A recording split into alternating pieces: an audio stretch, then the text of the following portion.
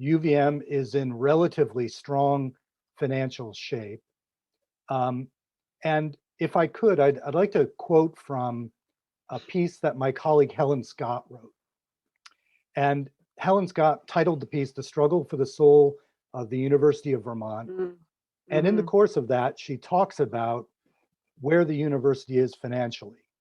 And she says, quote, "This is not a budget crisis, but a values crisis.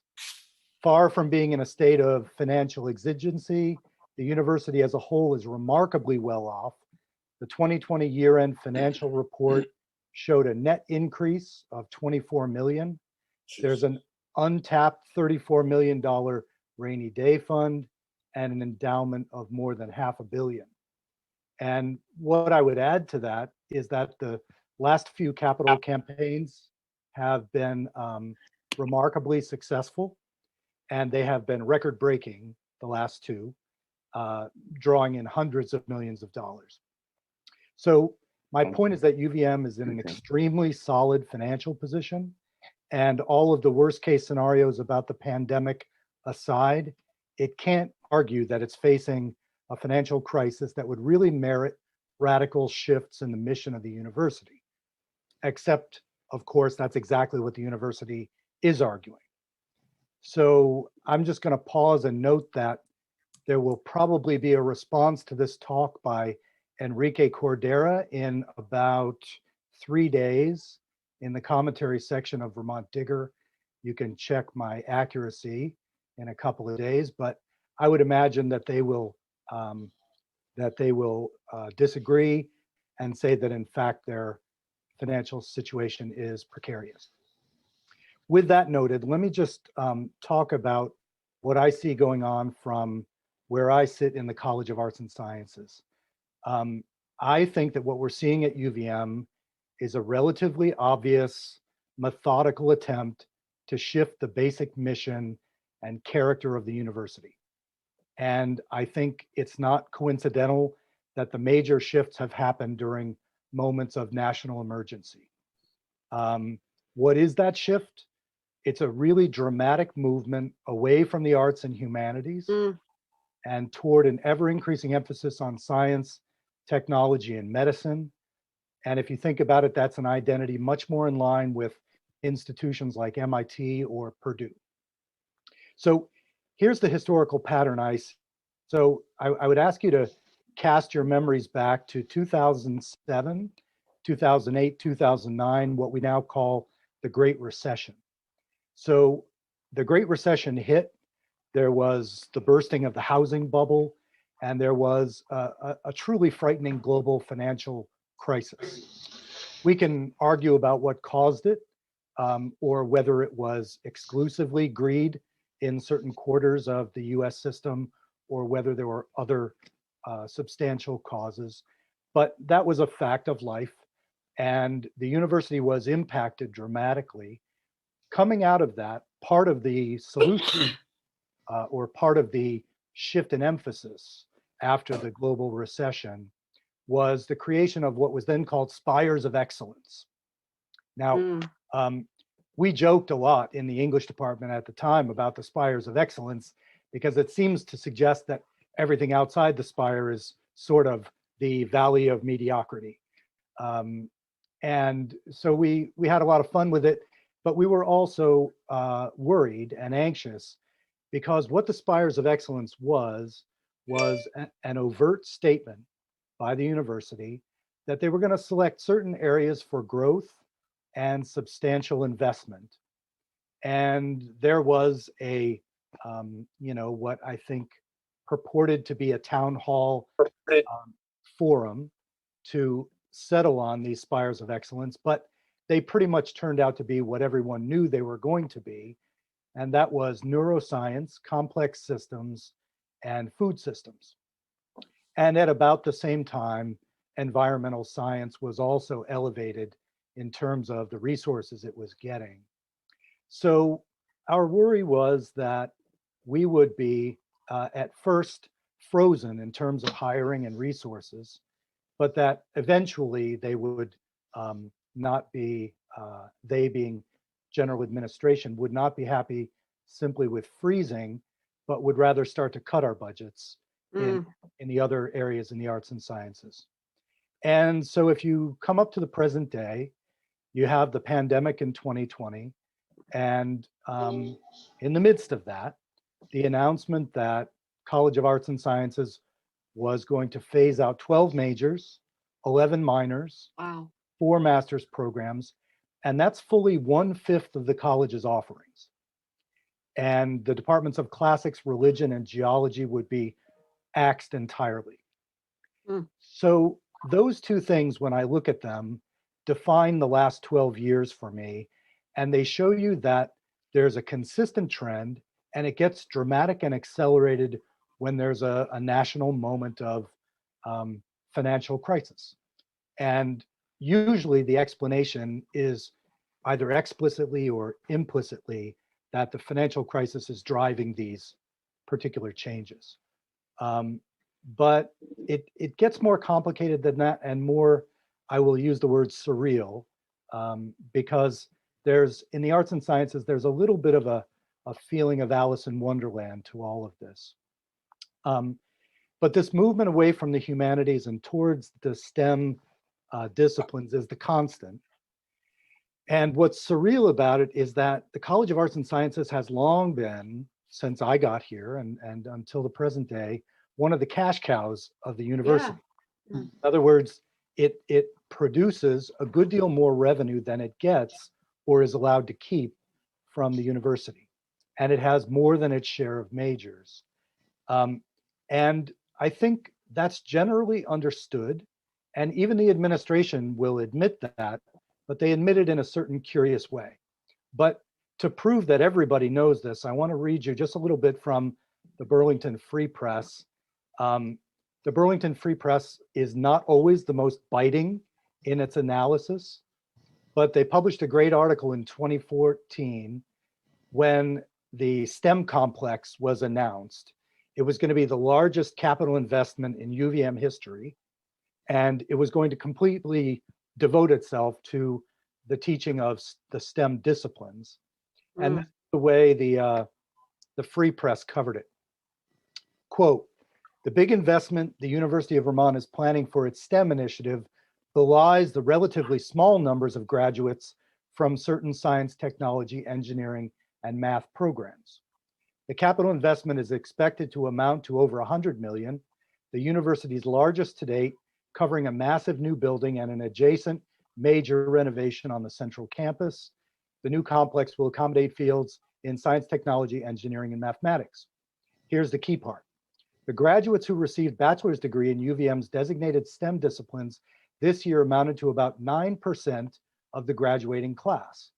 A review of UVM statistics for the last decade shows that STEM majors comprised fewer than 10% in every year but one. They go on to say the modest number of graduates do nothing to diminish the enthusiasm of Provost David Rosowski, the prime mover of the STEM initiative within the UVM administration. And Rosowski went on to call it a strategic imperative for the university. So you see what I'm talking about there. This is the largest investment in UVM history.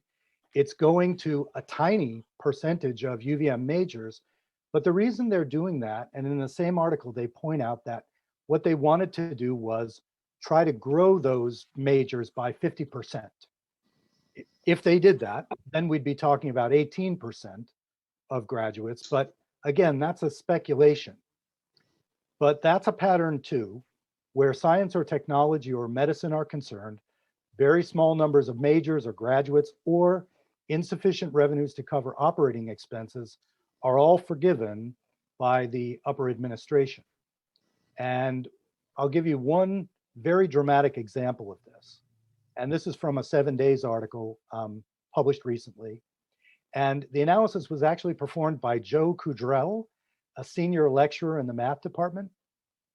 And he analyzed UVM's financials and found out that over the last 5 years, the College of Arts and Sciences contributed 88 million to the $200 million pool and received only 54 million in return.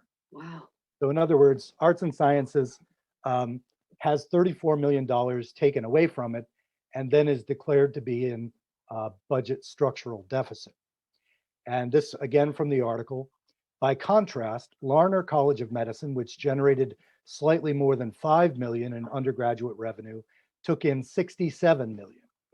So they were the recipients over 5 years of $62 million more than they took in. Now, my dean in the College of Arts and Sciences is a wonderful guy. He's a very intelligent guy, but in every article you will read about this situation, he says things that don't make sense. And to me, that's an example of someone who is being uncomfortably managed from above. And I apologize to Bill if he doesn't agree with that, but that's what it seems like to me. Dean Falls acknowledges in that same article that the College of Arts and Sciences contributes more than it receives. But what he says about that, completely ironically, is that UVM needs this budget model because it allows it to support different priorities at different times. And he goes on to say, well, I guess someone could decide that the College of Arts and Sciences don't need to make any changes, and we're just going to take money away from the Rubenstein School of Environment and Natural Resources, but they've got to balance their budget, and that would mean they have to make cuts.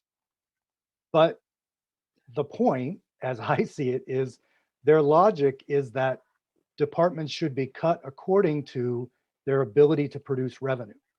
But instead, what we're seeing are what I call Cheshire Cat cuts, where even though we're generating tens of millions more than we get, we are declared, arts and sciences that is, to be in structural deficit.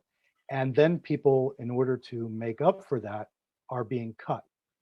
They're not being cut at the Larner College. They're not being cut at the Rubenstein School. They're being cut in the area of the university where we're making tens of millions. Now, you can call that governance by whim if you want to be unkind, or by strategy if you want to be kind. But no matter what you call it, what we're saying is that the management at the top has decided on an outcome that's not based on the dollars, really. It's based on preference in the strategic direction that they've selected. So in effect, what we're doing now is cutting areas of the college that make money. And then we're using those proceeds to try to grow disciplines that only might make money. Now, that's what you might call a roll of the dice.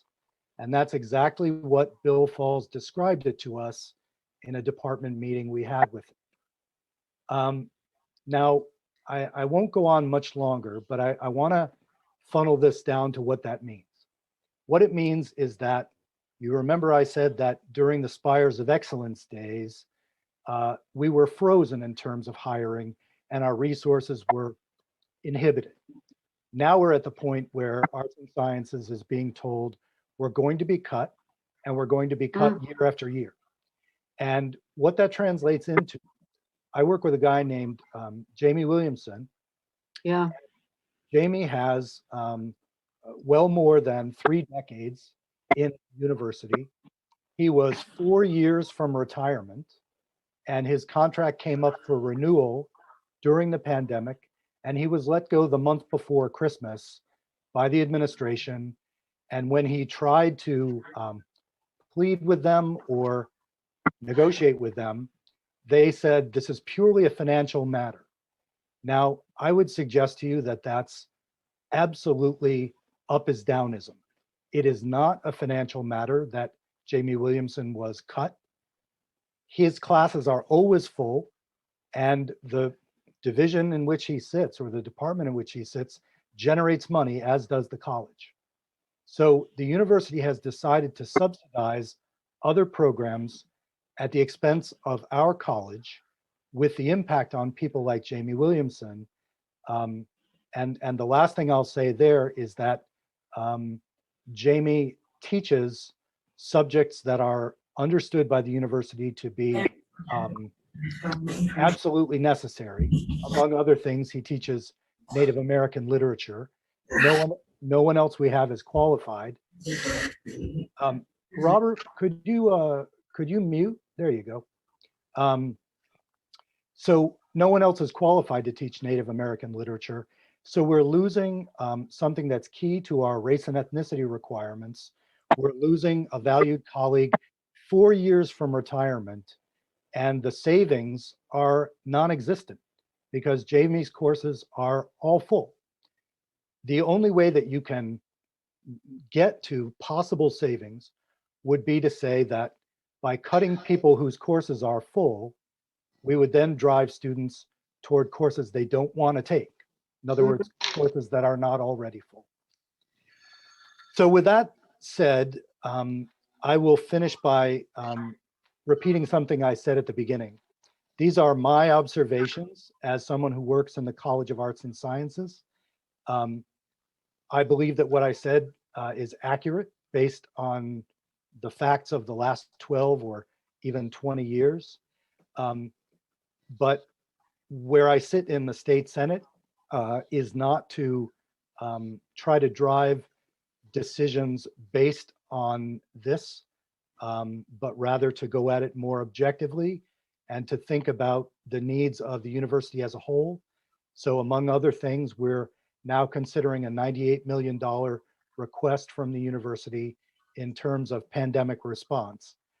The legislature was very quick to fund UVM and the state college's needs last time out, as well as independent colleges.